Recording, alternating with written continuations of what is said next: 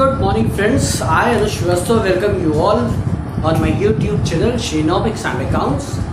And this channel carries study material of economics and accounts, which is highly useful for the student of class 11th, 12th, ISC, CBSE, UP board, as well as a student of BBA and MBA. Topic of today's discussion is national income method. How to calculate national income by income method is today's topic. मैं आपको बता दूं, we are continuously providing lectures. इसके पीछे आप चाहें तो मेरे चैनल की प्लेलिस्ट में मैक्रो इकोनॉमिक्स के वीडियोस को क्लिक कर सकते हैं अगर आपको कोई चीज़ समझ में नहीं आती, क्योंकि इसमें काफ़ी टर्म्स ऐसे हैं जिनको मैं पीछे के वीडियोस में कवर कर चुका हूं. अगर वो टर्म्स क्लियर ना हो तो आप पीछे जा कर के मैक्रो इकोनॉमिक्स के वीडियोस को अगर कवर करेंगे तो आपको ज़्यादा अच्छे से चीज़ें क्लियर हो जाएंगी. So coming on the topic, we have to discuss national income. And national income, which method? Income method. There are three methods to calculate national income. One is product method, another is income method, and one is expenditure method. Product method we have done. Features का lecture पढ़ा हुआ है, आप चाहे तो देख सकते हैं. This time we are dealing with income method. In the chapter of circular flow of income, हम लोगों ने एक बहुत बेसिक चीज सीखी थी जो यहाँ अप्लाई हो रही है, और वो ये थी कि जितना हाउस होल्ड और इंडिविजुअल्स फैक्टर सर्विसेज रेंडर करते हैं फर्म्स को प्रोडक्शन प्रोसेस, फर्म्स उन लोगों को उतनी ही इनकम पे करती है. Factor services rendered by household is equal to income received by households from the firms. तो जितना भी प्रोडक्शन हुआ होगा फर्म्स में, वो लोगों को इनकम के रूप में मिला होगा. इसलिए value of goods and services produced is equal to income generated by all. This is the methodology under which product method में value of goods and services को कैलकुलेट करने के लिए इनकम मेथड का सहारा भी लिया जा सकता है. सर्कुलर फ्लो ऑफ इनकम के अंतर्गत क्या बताया गया है? फैक्टर कॉस्ट ऑफ प्रोडक्शन, उत्पादन मूल्य, जो कुछ प्रोड्यूस किया है उसकी प्रोडक्शन कॉस्ट कितनी है, is equal to price paid for factor services. हमने कितने फैक्टर सर्विसेज लगाए, उसके लिए कितना पैसा पे किया है, which is equal to income earned by all. ये इतनी इनकम लोगों के पास मिलती है, इतनी इनकम लोग बाग जनरेट करते हैं, राइट. तो इस जगह पर हम लोग ये अंदाजा लगा सकते हैं that the value of goods and services produced in an economy is equal to income generated by all. This all has to be taken into account. किस तरीके से कैलकुलेट करते हैं? सबसे पहले आपकी नेशनल इकोनॉमी को ले लेंगे. We have to take complete national economy. India है तो इंडियन इकोनॉमी, यूएस है तो यूएस इकोनॉमी, ब्रिटेन है तो ब्रिटेन की इकोनॉमी, जो भी जिस भी कंट्री का आप नेशनल इनकम कैलकुलेट करने वाले हैं, उस इकोनॉमी के तीनों सेक्टर्स शामिल किए जाएंगे. Primary sector related with agriculture, horticulture, silviculture, agriculture, जो कुछ भी लैंड बेस्ड प्रोडक्शन है. Secondary production by machine but tangible items, refrigerator, AC, table, chair, tangible items. Tertiary sector based on technology but produced item is intangible, communication, entertainment, hotel industry, hostel industry. ये जितनी भी industries होती हैं वो सारी की सारी टर्सरी सेक्टर में आती हैं. इन तीनों सेक्टर में पूरी इकोनॉमी में सिर्फ 3 तरीके के लोग पाए जाते हैं. कितने तरीके के? There are only 3. Entire economy can be classified in 3 kind of natural or artificial persons. पहला, कुछ तो वो लोग हैं जो कहीं नौकरी करते हैं, दे आर एम्प्लॉयज. बड़ी बड़ी फर्म्स में, बड़े बड़े कॉर्पोरेट्स में, गवर्नमेंट ऑर्गेनाइजेशंस में, छोटी फर्म्स में, छोटी सी मिठाई की दुकान में बंदा काम कर रहा है, ही इज एन एम्प्लॉय. पहला कैटेगरी क्या बांटी. दूसरा है that in itself it is a firm. एक फर्म एक आर्टिफिशियल पर्सन है, प्रोडक्शन प्रोसेस में एंगेज होती है और वो इनकम अर्न करती है. This firms include sole proprietorship, partnership, cooperative societies, public limited companies, private limited companies, government companies.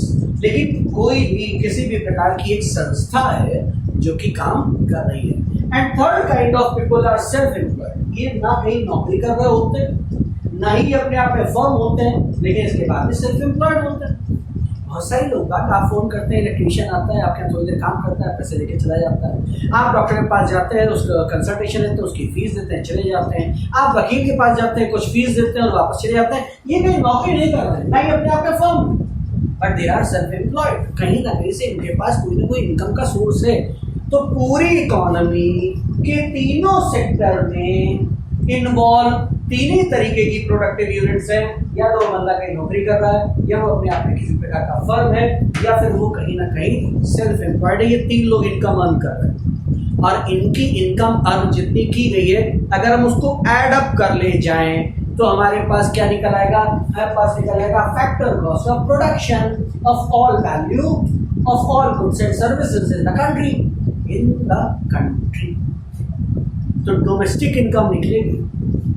In the country we are calculating within the political boundaries of the country, value of goods and services produced is domestic. लेकिन चूंकि इसमें depreciation कहीं नहीं है, तो फिर इसमें gross domestic product नहीं निकलेगा, इसमें नेट डोमेस्टिक प्रोडक्ट निकलेगा। और चूंकि फैक्टर कॉस्ट की बात है, ये एट मार्केट प्राइस नहीं निकलेगा, ये फैक्टर कॉस्ट पे निकलेगा। And coming again all the three sectors. अब इन तीनों की इनकम को कैसे समझा जाएगा? ठीक, एम्प्लॉयज जिस चीज को अर्न करते हैं उसे कहते हैं COE। COE stands for compensation of employees. Grossly हम लोग एम्प्लॉयज के कंपनसेशन को समझते हैं कि वो उसे क्या मिल रहा होगा, उसे सैलरी मिल रही होगी। No, here we are taking gross word, compensation of employees. Employee को जो कुछ भी मिल रहा है, तीन तरीके की चीजें उसे मिलती हैं। कैश सैलरी मिलती है, basic pay, dearness allowance and salary. I explain this in next slide, in this video itself. लेकिन आप समझ रहे हैं, उसे कुछ कैश सैलरी मिलती है, फिर उसे बहुत कुछ कैश इन काइंड मिलता है। किसी एम्प्लॉय को मकान दिया हुआ है, चलने के लिए गाड़ी दी हुई है, यूज करने के लिए लैपटॉप या मोबाइल दे रखा है, उसको यूनिफॉर्म दे रखी है, ऑफिस से रिकॉर्ड करके दे रखा है, एक पूरा बंगला दे रखा है जिसमें एम्प्लॉय रह रहा है। ये सब खर्चा किसका? एम्प्लॉय का। लेकिन ओनर ने उसे क्या दिया? Salary in kind, cash in kind ना लिख करके बेटर टर्म और अच्छे से आपको समझ में आ जाएगा क्या चीज है, that is salary in kind. ये भी उसे मिल रहा है, ये उसके एक्सपेंसेस को कम करता है और इसीलिए हम उसको सैलरी मानते हैं। और एक चीज और है, सोशल कंट्रीब्यूशन। एम्प्लॉय की फैमिली, एम्प्लॉय हिमसेल्फ सही से रहे, उसका परिवार सही से रहे, इसके लिए एम्प्लॉयर बहुत सारे खर्चे कर रहा होता है, जिससे बच्चों की स्कूलिंग करा सकता है, बच्चों के लिए कोई क्रेच की फैसिलिटी दे सकता है, मेडिकल इंश्योरेंस प्रीमियम दे सकता है, रिटायरमेंट बेनिफिट्स दे सकता है, सांगू क्लब फैसिलिटी दे सकता है। इस सब के फायदे एम्प्लॉय उठाता है। लेकिन ये कैश में नहीं मिलता, ये काइंड में नहीं मिलता। इसे कहते हैं employers contribution for social services of employee. I repeat, employers contribution for social security of employee दिया किसके द्वारा जा रहा है? एम्प्लॉयर के द्वारा। मिल किसको रहा है? एम्प्लॉय को। जब ये तीनों चीजें ऐड कर देते हैं तब क्या निकल के आता है? Compensation of employee. हम इसको निकाल करके रख देते हैं। मैं अभी तुरंत थोड़ी देर बाद बताऊंगा सैलरी में क्या आता है, कैश इन काइंड में क्या आता है, डिटेल्स बताएंगे जिससे आपको डाउट्स क्लियर हो जाए न्यूमेरिकल लगाते समय। देन नेक्स्ट इज फर्म्स क्या चीज पर अटेन करती है? फर्म्स ओएस अटेन करती है। OS stands for operating surplus. अब पहले ऑपरेटिंग सरप्लस का मतलब समझिए। यदि कोई कंपनी है तो ये दो तरीके से इनकम अर्न करती है। पहली बात तो ये बिजनेस कर रही है, income earned by property and entrepreneurship. Income earned by property and entrepreneurship के अंतर्गत उसने जो एंटरप्रेन्योरशिप के अंतर्गत जो बिजनेस किया, जितना भी व्यापारिक लाभ कमाता जा रहा है, दैट बिकम्स हिज प्रॉफिट। अब आप भी जानते हैं, आपने बीएसटी में पढ़ रखा है, कॉमर्स में पढ़ रखा है कि हर कंपनी अपने प्रॉफिट्स में से कुछ रिटेन अर्निंग के नाम पे रख लेती है, बाकी डिविडेंड के नाम पे बांटती है। ये जो रिटेन अर्निंग के नाम पर रख लेती है उससे वो प्रॉपर्टी बनाती है। कहीं इन्वेस्टमेंट कर रखा होगा, कोई प्रॉपर्टी बना रखी होगी, उससे भी इनकम आती रहती है। That is not it's business income, लेकिन इनकम है। और उस इनकम को हम क्या कहना शुरू कर देते हैं? उस इनकम को हम कहते हैं मिक्स्ड इनकम। उसने इन्वेस्टमेंट किया तो इंटरेस्ट मिल रहा है, उसकी कोई प्रॉपर्टी है तो रेंट मिल रहा है, उसकी कोई और एडिशनल प्रॉपर्टी है जिससे रॉयल्टी मिल रही है, उस सबसे जो इनकम मिल रही है वो बिजनेस से नहीं मिल रही है, तो हमने प्रॉफिट में उसे शामिल नहीं किया है, लेकिन उसे मिक्स्ड इनकम में शामिल किया जाएगा। ये दोनों मिल करके एक कंपनी की बैलेंस शीट और प्रॉफिट एंड लॉस अकाउंट में जाते हैं और उसके द्वारा इनकम अर्न है। तो हम लोग फर्म्स के लिए कैलकुलेट करते हैं ऑपरेटिंग सरप्लस। ऑपरेटिंग सरप्लस होता है कि फर्म ने कितना बिजनेस प्रॉफिट कमाया है, साथ ही साथ उसने कितनी मिक्स्ड इनकम कमाई हुई है। ये दोनों ही चीजें इसमें शामिल होती हैं। Good. And then next is self employed. Self employed की फिर वही मिक्स्ड इनकम। सेल्फ एम्प्लॉयड कोई भी हो सकता है, जाकर के कहीं काम करता है, थोड़े पैसे ले आता है, वापस आ जाता है, उसे वेज मिल रही है। उसने अपने 4 मकान किराए पर उठा रखे हैं, उससे किराया आता है और उसकी जीविका उसी पे चल रही है, रेंट। उसके कोई ईंट का भट्टा किराए पे दे रखा है जिससे कि रेंट आ रहा है, उसे रॉयल्टी कहते हैं। उसकी बुक्स पब्लिश हुई है जिससे कि रॉयल्टी मिल रही है, और इसी तरीके से उसने लोगों को लोन दे रखा है जिस पर उसे इंटरेस्ट मिलता है। Mixed income for an household self employed includes wage, rent, royalty and interest. ये चारों चीजें, लेकिन याद रखिएगा फॉर हाउस होल्ड, क्योंकि ये मिक्स्ड इनकम रिपीट हो रही है। ये मिक्स्ड इनकम यहाँ पर भी पड़ी हुई है। जब कॉर्पोरेट में मिक्स्ड इनकम की बात करते हैं तो वेज शामिल नहीं होता है, उसमें सिर्फ रेंट, रॉयल्टी, इंटरेस्ट शामिल होता है। और जब हम हाउस होल्ड और इंडिविजुअल की बात करना शुरू करते हैं तो फिर उसमें वेज भी हो सकती है और रेंट, रॉयल्टी, इंटरेस्ट तो शामिल होता ही है। मिक्स्ड इनकम फॉर कॉर्पोरेट पढ़ना है आपको, mixed income earned by self employed पढ़ना है। यही दोनों क्लासिफिकेशन होते हैं इस मिक्स्ड इनकम के और इस मिक्स्ड इनकम के। अगर आप ये तीनों चीजें कैलकुलेट कर ले जाते हैं तो फिर आपको मिल जाता है COE, compensation of employees earned by other employees, then operating surplus of all the firms, then mixed income earned by self employed. जब ये तीनों चीजें जोड़ लेते हैं तो हमारे पास निकल करके आता है NDP and FC, net domestic product at factor cost. Factor cost क्यों? क्योंकि income earned by all is price paid for factor services. Price paid for factor services से क्या निकलेगा? फैक्टर कॉस्ट निकलेगा। मार्केट प्राइस तो है नहीं, इसने ना कहीं टैक्स की अपनी बात की, ना कहीं सब्सिडी की बात की, ना इनडायरेक्ट टैक्सेस के बारे में बात कर रहे हैं, तो ये क्या निकला? Factor cost. क्लियर? क्योंकि इसमें डेप्रिसिएशन नहीं शामिल है तो फिर ये नेट है और with in the political boundaries of the country है, इसलिए डोमेस्टिक है। ये आपको याद रखना पड़ेगा। जैसे नेट प्रोडक्ट मेथड पर GDP एट MP निकलता है और फिर हम NNP एट FC तक जाते हैं, उसी तरीके से इनकम मेथड के अंतर्गत NDP एट FC निकलता है। अब NDP एट FC में अगर हम net factor income from abroad जोड़ दें, income earned by citizens abroad minus income earned by foreigners in domestic territory, हमारे देश के नागरिकों द्वारा विदेशों में अर्जित आय माइनस विदेशियों द्वारा हमारे देश में अर्जित आय, जब ये घटा देते हैं तो निकल करके आता है net foreign income from abroad. जैसे ही ऐड करेंगे हमारा NNP एट FC आ जाता है, और जब NNP एट FC आ जाता है तो उसी को नेशनल इनकम कहते हैं। मैं नेट प्रोडक्ट मेथड में ये बोला था, तो सारे लेक्चर में बोला था, इस लेक्चर में बता रहा हूँ। देखिए, सवाल को पढ़ करके हम सोल्यूशन नहीं निकालेंगे, हमारे दिमाग में क्लियर होना चाहिए कि इनकम मेथड को करते वक्त हमें क्या निकालना है। हमें निकालना है COE, OS और MI ऑफ हाउस होल्ड। अब फिर हम ढूंढेंगे COE के कितने आइटम पड़े हुए हैं, OS के कितने आइटम पड़े हुए हैं, और उसके बाद तीसरी कैटेगरी में आ जाता है that is mixed income of employees में कितने आइटम पड़े हुए हैं। अब मैं जरा इन सबका डिटेल देना शुरू करता हूँ, आप इसका स्नैपशॉट ले लीजिए जिससे आपको नोट्स समझने में आसानी है। आई होप आपने स्नैपशॉट ले लिया होगा। नाउ अब आपको समझना क्या है कि हम लोग ये जो बताया हुआ है इसको किस तरीके से कैलकुलेट करते हैं। अगर हमें ये क्लियर हो जाएगा कि इसमें क्या क्या चीजें आती हैं तो हम लोगों को न्यूमेरिकल लगाने में बहुत आसानी हो जाती है। जब तक हम लोगों को ये पहले से क्लियर नहीं होगा कि इसमें क्या आता है और क्या नहीं आता, तब तक हम लोग न्यूमेरिकल नहीं लगा सकते हैं। सबसे पहले कैटेगरी में आता था आपका COE। COE के पहले हिस्से में आता है that is salary in cash.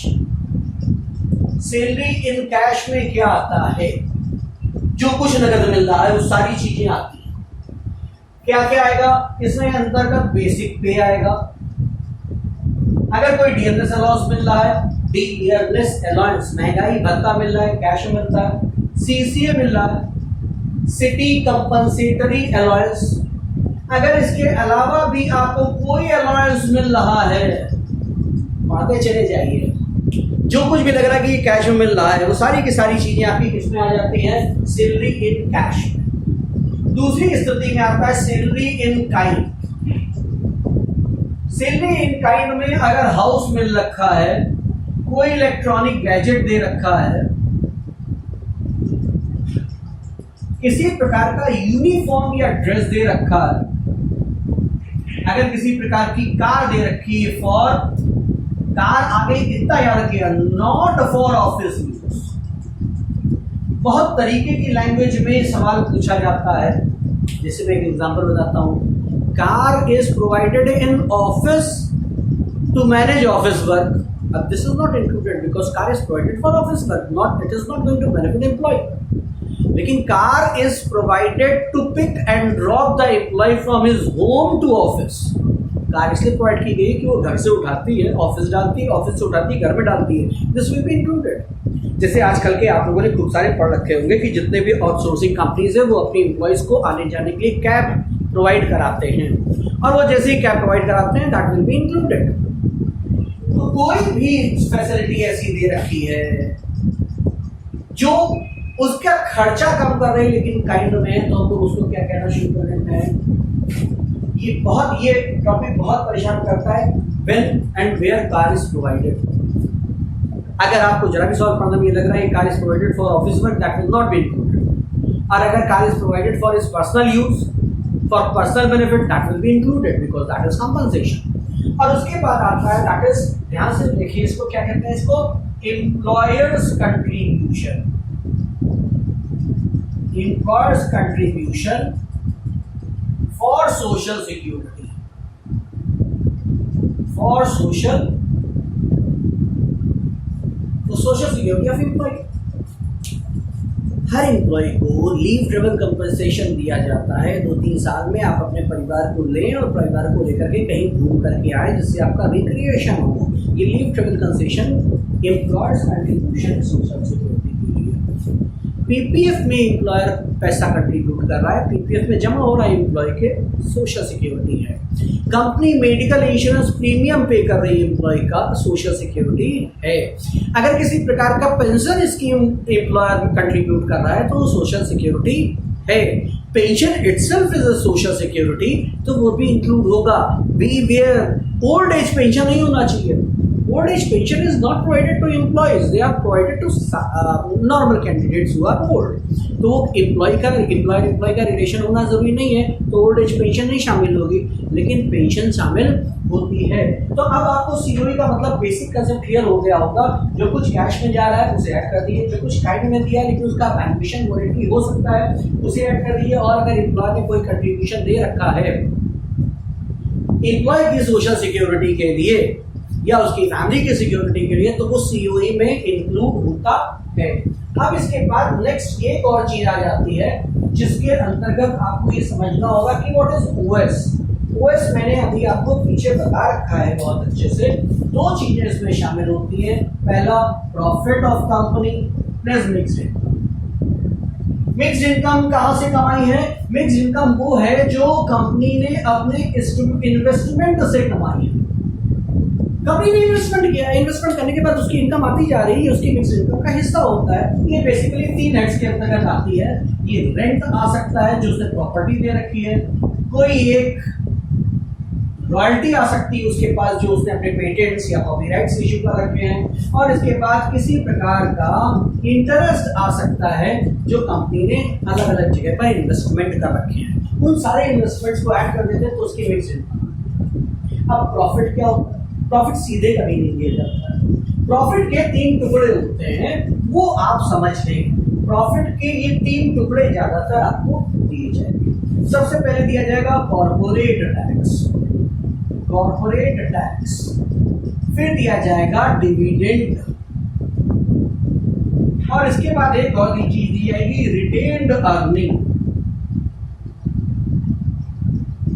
सवाल में ये तीन चीजें दी जाएंगी और तीन चीजों को जब आप ऐड करेंगे तो कंपनी का प्रॉफिट निकलेगा। प्रॉफिट निकलने के बाद उसमें मिक्स्ड इनकम निकालेंगे तो फिर क्या निकल करके आएगा? ओएस। प्रोसेस चलिए उल्टा नहीं जा रहा हूं मैं सीधे नहीं चल रहा हूँ। ओएस कैसे निकलेगा मैं ये नहीं बता। आप सवाल में ढूंढेंगे मिक्स्ड इनकम ऑफ कॉर्पोरेट मिल जाए तो बेहतर, और नहीं मिले तो rent royalty interest of house hold और सेल्फ एम्प्लॉयड नहीं मिला तो ये मान के चले कि वो कॉर्पोरेट का है। इन तीनों को ऐड करके रख देंगे तो हमारे पास एमआई निकल आया है। कंपनी को जब प्रॉफिट अर्न होता है तो सबसे पहले वो कंपनी गवर्नमेंट को टैक्स देता है, कॉर्पोरेट टैक्स। जब वो घट जाता है तो कुछ पैसा अपने पास रख लेता है रिजर्व्स के नाम पे, जनरल रिजर्व्स के नाम पर, जिसे रिटेन्ड अर्निंग्स कहते हैं। जो बचता है वो डिविडेंड के रूप में बांटता है। प्रॉफिट के ये तीन हिस्से होते हैं, इन तीनों हिस्सों को ऐड करेंगे तो क्या निकलेगा? प्रॉफिट। इन दोनों को ऐड कर देंगे तो क्या निकल आ जाएगा? Operating surplus.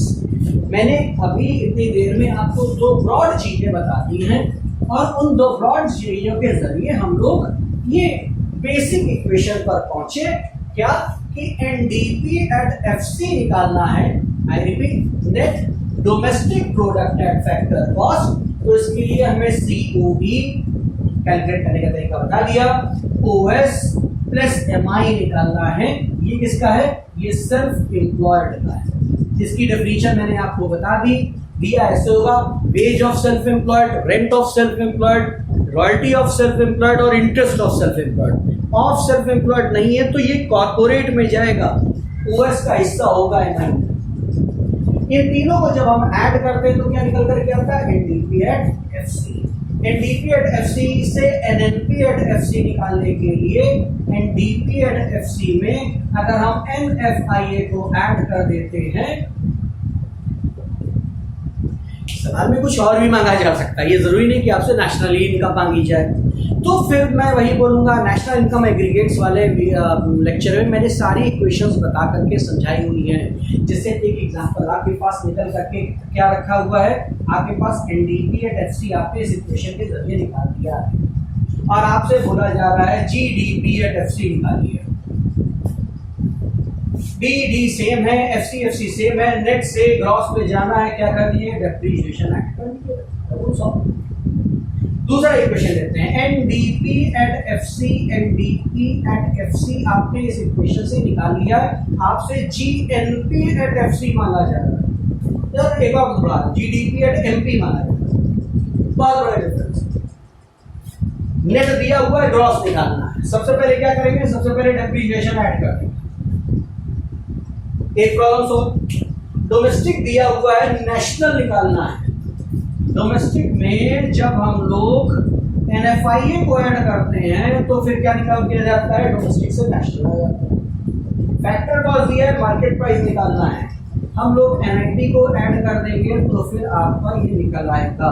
हम लोगों को ये इक्वेशंस के रिलेशनशिप को नेशनल इनकम एग्रीगेट्स के जरिए समझना होगा। मेथड्स जो जितने भी हैं, ये net product method, income method या एक्सपेंडिचर मेथड, ये आपको सिर्फ एक लिंक दे देते हैं।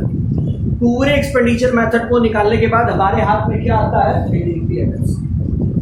अब आपको ये इक्वेशंस की अगर गणित नहीं क्लियर है तो फिर आपसे कुछ भी मांगा जा सकता है। नेशनल इनकम मांगा जा रहा है तो आपको हर बार एनएनपी एट एफसी पे जाना है, लेकिन एग्जामिनर बाध्य नहीं कि आपसे हमेशा एनएनपी एट एफसी पूछे, क्योंकि ये तो मुझसे पढ़ाया जाता है। वो दो चैप्टर्स को कंबाइन कर देता है। वो नेशनल इनकम एग्रीगेट्स वाले चैप्टर और नेशनल इनकम कैलकुलेशन चैप्टर को ऐड कर देता है और वो सवाल देने के बाद आपसे कैलकुलेट करने को नेशनल इनकम को ना कह के क्या कह देगा? जीएनपी एट एमपी निकाल के दीजिए।